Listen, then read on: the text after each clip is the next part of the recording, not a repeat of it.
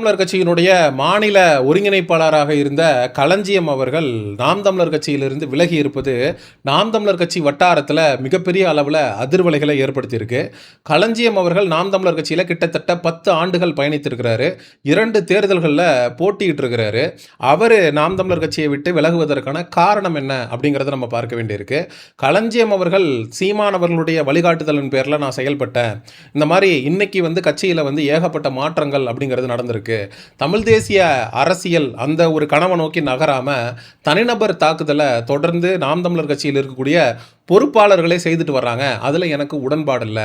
அதனால் கருத்தியல் முரண் அப்படிங்கிற அந்த ஒரு விஷயத்தோடு நான் கட்சியில் பயணிக்க விரும்பலை அப்படின்னு சொல்லி நாம் தமிழர் கட்சியினுடைய தலைமை ஒருங்கிணைப்பாளர் சீமானவர்களுக்கு கட்சியிலிருந்து விலகிக் கொள்கிறேன் அப்படின்னு அவருடைய ஃபேஸ்புக் தளத்தில் ஒரு பதிவு ஒன்று போட்டிருக்காரு. நாம் தமிழர் கட்சியினுடைய மாநில ஒருங்கிணைப்பாளராக இருந்த களஞ்சியம் அவர்கள் வெளியேறுவதற்கும் லயோலா மணிக்கு அரசு பொறுப்பு கொடுத்ததற்கும் ஒரு முக்கிய காரணம் இருக்குது. இதில் ஒரு மிகப்பெரிய அரசியலே ஒளிந்திருக்கு. இந்த லயோலா மணி நாம் தமிழர் கட்சியினுடைய தலைமை ஒருங்கிணைப்பாளர் சீமான் அவர்களை மேடையில் சாமான் அப்படின்னு சொல்லி பேசுறார். சீமான் ஒரு பழைய சாமான், அது முடிஞ்சு போச்சு, அது அவ்வளவுதான், இதுக்கப்புறம் சீமானால ஒன்றும் பண்ண முடியாது அப்படின்னு லயலாமணி பேசுறாரு. மறுநாளே அவருக்கு அரசு பதவி அப்படிங்கிறது கொடுக்கப்படுது. அப்போ லயலாமணிக்கு ஒரு அசைன்மெண்ட் அப்படிங்கிறதும் கொடுக்கப்படுது. தம்பிங்க வா, நீ ஈழ போராட்டத்தின் போது நீ உண்ணாவிரதம்லாம் இருந்திருக்க, ஈழ தமிழர்களுக்காக போராடி இருக்க. அதே ஈழ பிரச்சனையை வச்சு ஆரம்பிக்கப்பட்ட கட்சி தான் நாம் தமிழர் கட்சி. அந்த கட்சியில் இருக்கக்கூடிய முக்கிய பொறுப்பாளர்களை நீ அந்த கட்சியிலிருந்து கிளட்டி தமிழக வெற்றி கழகத்திற்கு கூட்டிட்டு வரணும். அதுதான் உனக்கு கொடுக்கப்பட்ட அசைன்மெண்ட். லயலாமணி சீமான சாமான்னு பேசுறாரு, அரசு பதவி அப்படிங்கிறது கிடைக்குது. அதே லயலாமணியை களஞ்சியம் அவர்கள் சந்திக்கிறாரு. நாம் தமிழர் கட்சியினுடைய மாநில பொறுப்பாளர் இடும்பாவனம் கார்த்திக் அவர்கள் ஒரு பதிவு போடுறாரு. பனையூருக்கு கிளம்பி போகணும் அப்படின்னு முடிவு பண்ணிட்டா நேரடியாக பனையூருக்கு கிளம்பி போக வேண்டியதானே. அதென்ன லயலா காலேஜுக்கு போயிட்டு பனையூருக்கு போறது, பொள்ளாச்சிக்கு போயிட்டு புளியம்பட்டிக்கு வர்றது அப்படின்னு சொல்லி அவர் ஒரு பதிவு ஒன்று போட்டிருந்தாரு. நீங்க தமிழக வெற்றி கழகத்தில் போய் சேரணும் அப்படின்னு முடிவு பண்ணிட்டீங்க. அப்போ தமிழக வெற்றி கழக தரப்புல இருந்து உங்களை கூப்பிட்டு அழைத்து டீல் அப்படிங்கிறது பேசப்பட்டிருக்கு. அதற்காக ஒரு ஏஜென்ட்டாக பயன்படுத்தப்படக்கூடிய நபர் தான் இந்த லயலாமணி. இந்த லயலாமணி இன்னும் நாம் தமிழர் கட்சியில் இருக்கக்கூடிய பொறுப்பாளர்கள் எத்தனை பேர்கிட்ட பேச்சுவார்த்தை நடத்தி நாம் தமிழர் கட்சியை பலவீனப்படுத்துவதற்கான வேலையை செய்து கொண்டிருக்காரு அப்படிங்கிறது அடுத்தடுத்து வரக்கூடிய நாட்களில் தெரிஞ்சிடும். விஜய் அவர்கள் ஒரு சபதம் எடுத்ததாக தெரிகிறது, எப்படியாவது நாம் தமிழர் கட்சியை ஒழிச்சிடணும், அழிச்சிடணும். ஏன்னா களஞ்சியம் அவர்கள்லாம் மாநில ஒருங்கிணைப்பாளராக கிட்டத்தட்ட நாம் தமிழர் கட்சியில் ஒரு 10 ஆண்டுகளாக பயணிச்சுட்டு இருக்காரு. ஒரு முக்கியமான பொறுப்பாளர். ஒரு கட்சியில் ஒரு தனிநபர் தாக்குதல் நடத்துறாங்க, அவங்களால கட்சிக்கு அவப்பெயர் ஏற்படுது, கட்சியில் உங்களுக்கு முரண்பாடு இருக்கு அப்படின்னா நீங்க சீமானவர்களுக்கு அடுத்த பொறுப்புல இருக்கீங்க. சீமானவர்கள் தலைமை ஒருங்கிணைப்பாளர், களஞ்சியம் அவர்கள் மாநில ஒருங்கிணைப்பாளர். அப்போ கட்சியில ஒரு பிரச்சனை இருக்கு அப்படின்னா அதை தாராளமாக சீமான் அவர்கள்ட்டையோ இல்ல அந்த பொறுப்பாளர்கள்ட்டையோ நேரடியாக சுட்டிக்காட்டக்கூடிய அனைத்து அதிகாரமும் களஞ்சியம் அவர்களுக்கு இருக்கு. இந்த மாதிரி பண்ணாதீங்க, தனிநபர் தாக்குதல்ல ஈடுபடாதீங்க, அது கட்சியோட வளர்ச்சியை பாதிக்கும். தமிழ் தேசியம் அப்படிங்கிறது அனைவரையுமே அரவணைத்து கொண்டு போகக்கூடிய ஒரு அரசியல் தான் தமிழ் தேசிய அரசியல். அதனால நம்ம முன்னோக்கி பயணிக்கணுமே தவிர ஒரு தனிநபர் தாக்குதல்ல ஈடுபட வேண்டாம் அப்படின்னு களஞ்சியம் அவர்கள் இருந்தாலோ இல்ல ஒரு பதிவு போட்டிருந்தாலோ இல்ல தலைமையிட்ட சொல்லி இருந்தாலோ கண்டிப்பா அதை பரிசீலிப்பாங்க.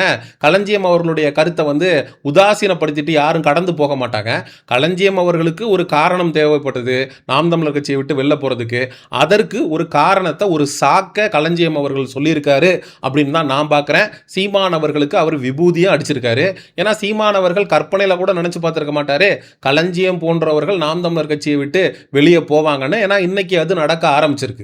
இப்போ களஞ்சியம் அவர்கள் சொல்ற மாதிரியே நாம் தமிழர் கட்சியில் இருக்கக்கூடிய பொறுப்பாளர்கள் தனி மனித தாக்குதலா பண்றாங்க, அது ஒரு ஆரோக்கியமான அரசியலுக்கு வழிவகுக்காது அப்படின்னு களஞ்சியம் ஒரு குற்றச்சாட்டை வைக்கிறார். இப்போ லயலாமணி இருக்கிறாரு, ஒரு மேடையில் ஒரு நாம் தமிழர் கட்சியோட தலைமை ஒருங்கிணைப்பாளர் தமிழக இளைஞர்களுடைய ஒரு ஒற்றை நம்பிக்கையாக இருக்கக்கூடிய சீமான் அவர்களை சாமான் அப்படின்னு பேசுறாரு. அப்படி சாமான்னு லயலாமணி பேசும்போது நாம் தமிழர் கட்சி கண்டிப்பாக எதிர்வினை ஆற்ற காட்டுறதான் செய்யும். இதே விஜய் அவர்களை குஜை அப்படின்னு நம்ம பேசினோம்னா, இல்லை விஜய் அவர்களை வந்து நம்ம இழிவுபடுத்தி ஒரு பொது மேடையில் பேசினோம்னா, தமிழக வெற்றி கழகத்தை சேர்ந்த நபர்கள் எதிர்வினை ஆற்றுவாங்களா மாட்டாங்களா? நாம் தமிழர் கட்சி தம்பிகளாவது நாகரிகமான விமர்சனத்தை லயோலாமணி மேலே எடுத்து முன்வைக்கிறாங்க.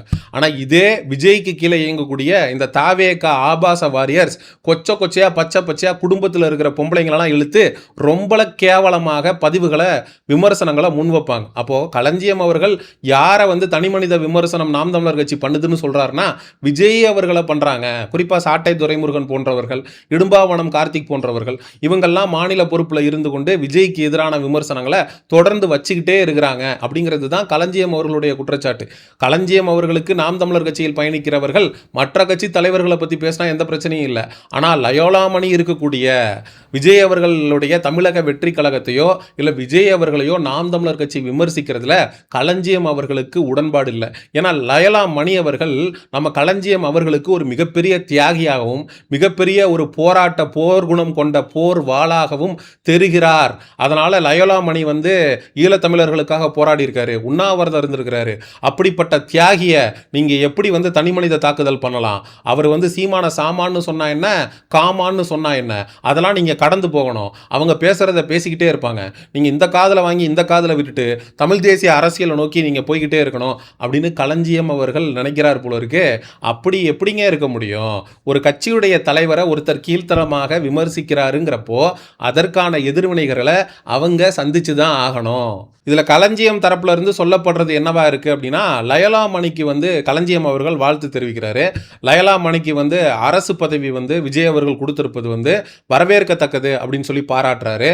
அது மாதிரி லயலா மணி அவர்களுக்கு வாழ்த்து தெரிவிக்கிறதுல என்ன தப்பு? அரசியல் மாண்பை வந்து நாங்கள் பாதுகாக்கிறோம். இதே சீமான் அவர்கள் ஸ்டாலின் அவர்களோடு ஒரு கல்யாண நிகழ்வுல ஒரே சோஃபால உட்காந்து பேசலையா? உதயநிதி ஸ்டாலின் அவர்களோட வந்து நட்பு பாராட்டலையா? அதே போல லயலா மணிக்கு வந்து விஜய் அவர்கள் அரசு பதவி கொடுத்ததை வந்து நான் வரவேற்கிறேன், பாராட்டுறேன். இது வந்து ஒரு மாண்பு சார்ந்த விஷயம் அப்படின்னு சொல்லி களஞ்சியம் அவர்கள் சொல்றாரு. அது மட்டும் இல்லாம 2 நாளைக்கு முன்னாடி கூட களஞ்சியம் அவர்கள் நாம் தமிழர் கட்சியை விட்டு நான் எங்க போக மாட்டேன், நான் நாம் தமிழர் கட்சியில தான் பயணிப்பேன்னு சொன்னாரு. இன்னைக்கு நாம் தமிழர் கட்சியை விட்டு விலகி போறேன் அப்படின்னு சொல்றாரு. அப்ப இந்த 2 நாள்ல களஞ்சியம் அவர்கள்ட்ட யாரு பேசினா, யார் வந்து நாம் தமிழர் கட்சியை விட்டு நீங்க வெளியில வந்துருங்க அப்படின்னு சொன்னா, இது மாதிரி ஏகப்பட்ட கேள்விகள் இருக்கு. இப்போ இந்த லயலாமணியோடைய அரசு பதவிக்கும் லயலாமணி சீமான சாமான்னு சொல்றதுக்கும் லயலாமணிக்கு வந்து இதே களஞ்சியம் அவர்கள் வாழ்த்து தெரிவிக்கிறதுக்கும் இது எல்லாத்துக்குமே ஒரு லிங்க் இருக்கு. இதே சீமான் அவர்கள் ஸ்டாலின் அவர்களோட மாண்பு பாராட்டுறாரு, உதயநிதி ஸ்டாலின் அவர்களோட மாண்பு பாராட்டுறாரு அப்படிங்கிறதையும் லயாலா மணியோட நான் மாண்பு பாராட்டுறேன் அப்படிங்கிறதுக்கு நிறைய வித்தியாசம் இருக்கு. நீங்கள் அண்ணனாக, நீங்க வந்து உங்களுக்கு ஆசானாக நீங்க 10 வருடம் வந்து பயணித்த ஒரு அண்ணனை ஒருத்தர் வந்து சீமான் அப்படின்னு சொல்லி சாமான்னு பேசுறாரு. எப்படி அந்த நபருக்கு பாராட்டு தெரிவிக்கிறதுக்கோ மாண்பை காட்டுறதுக்கோ உங்களுக்கு மனசு வருது? எங்க அண்ணனை பத்தி நீ சாமான் நான் பேசுற அப்படின்ற ஒரு கோபம் சீமானவர்களுக்கு கீழே பயணிக்கக்கூடிய எல்லா நபர்களுக்கும் வரும். அது களஞ்சியம் அவர்களுக்கு வரல. இதே களஞ்சியம் அவர்கள் லயலா மணி அவர்கள் சீமானை சாமான் என்று பேசியது வன்மையான கண்டனத்துக்குரியது அப்படிங்கிற பதிவையும் போட்டுட்டு லயலா மணிக்கு அரசு பதவி கொடுக்கறத நான் வந்து வரவேற்கிறேன், பாராட்டுறேன் அப்படின்னு ஒரு பதிவு போடுறாருன்னா சரி, மாண்பு அப்படின்னு சொல்லலாம். நீங்க சீமான சாமான்னு லயலா மணி கண்டிச்சு பேசினதுக்கு ஒரு பதிவு கூட போடலையே மிஸ்டர் களஞ்சியம் அவர்களே. ஒவ்வொருத்தருக்குமே சுதந்திரம் அப்படிங்கிறது இருக்கு. ஒரு கட்சியில பயணிக்கிறது, ஒரு கட்சியில இருந்து விலகிறது அப்படிங்கிறது அவங்களுடைய தனிப்பட்ட விருப்பம். அதை வந்து நம்ம வரவேற்கிறோம். அதே போல ஒருத்தங்க விலகுறாங்க அப்படின்னா அவங்க இயல்பா விலகுறாங்களா, இல்ல அதற்கு பின்னாடி ஒரு அரசியல் சூழ்ச்சி காரணமாக இருக்கா அப்படிங்கிறதையும் நம்ம அலசி பார்க்க வேண்டியிருக்கு. களஞ்சியம் அவர்களுடைய விஷயத்துல லயலா மணிக்கு மிகப்பெரிய அளவுல ஒரு நெருங்கிய தொடர்பு இருக்கு அப்படிங்கிறது தான் 100க்கு 100 மறுக்க முடியாத உண்மை. விஜய் தரப்பு சீமானை சுற்றி இருக்கக்கூடிய முக்கிய பொறுப்பாளர்களை குறிவைத்து தாவேகா பக்கம் இழுப்பதற்கான வேலைகளை லயலா மணியை வைத்து செய்து வருகிறார்களோ அப்படிங்கிற சந்தேகத்தை முன் வச்சு இந்த காணொலியை நிறைவு செய்கிறேன். நாம் தமிழர் கட்சி தம்பிகள் களஞ்சியம் அவர்கள் சீமானவர்களுக்கு விபூதி அடிச்சுட்டு 10 வருஷமாக பயணித்ததெல்லாம் மறந்துட்டு இப்போ கட்சியை விட்டு விலகி வெளியில் போயிருக்காரு. இதை பற்றி என்ன நினைக்கிறீங்க அப்படிங்கிற உங்களுடைய கருத்துக்களை மறக்காமல் கமெண்ட் செக்ஷனில் சொல்லுங்கள். சமூக நிகழ்வு அரசியல் சார்ந்த பதிவுகளுக்கு சயோனிசம் சேனலை சப்ஸ்கிரைப் பண்ணுங்க. அடுத்த ஒரு காணொளி பதிவில் சந்திப்போம். நன்றி, வணக்கம். செங்குருதி சேயோனே வங்கோடிய வேலோனே செவ்வளரி தோளோனே எங்குடிய காப்போனே.